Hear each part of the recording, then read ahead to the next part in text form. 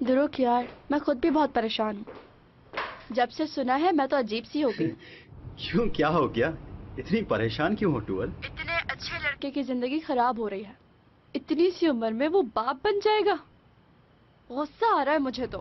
मैं तो ये सोचकर परेशान हो रही हूँ कि दीदम तो थी ही और अब उसकी बेटी। हमारा क्या होगा ध्रुव? मैं इतना परेशान हूँ लेकिन फिर भी तुम्हारी बातों पर हंसी आ गई है मुझे। तुम्हें मालूम है इस बात की वजह से भाई बहुत ही ज्यादा अपसेट हो गए हैं। मुराद कितना परेशान हो गया होगा ना। ये औरत तो उसके बिल्कुल पीछे ही पड़ गई है, बबल की तरह उसके कपड़ों पे ही चिपक गई है।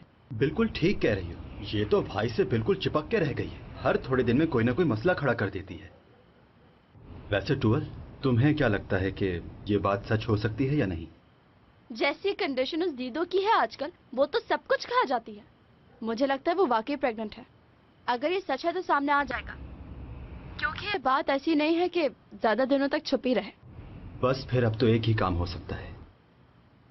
क्या कह रहे हो? क्या मतलब है तुम्हारा? Hello hello.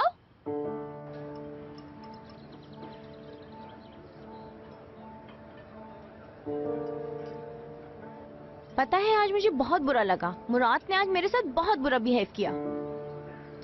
अब मैं अकेली नहीं रही हूँ ध्रुव, माँ बनने वाली हूँ और वही इसका बाप ही, चाहे वो इस बात को सच माने या नहीं।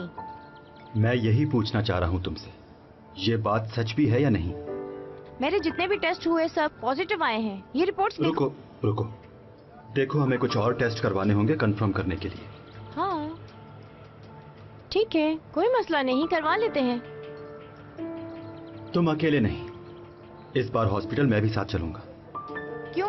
तुम क्यों चलोगे मेरे साथ? क्या तुम भी प्रेग्नेंट हो गए हो? तुम जब भी टेस्ट करवाने जाओगी मैं तुम्हारे साथ चलूंगा, क्योंकि दीदम हम तुम्हें बहुत अच्छे तरीके से जानते हैं, ठीक है? ना मुझे तुम पर भरोसा है और ना भाई को। हमेशा तुम दोनों भाई मेरी इंसल्ट ही करते रहते हो। हाँ ठीक है, एक माँ अपने बच्चे के लिए सब कुछ कर सकती है, उसका ईगो कुछ नहीं होता। बस अब ज्यादा बहस नहीं, कल हॉस्पिटल आ जाना।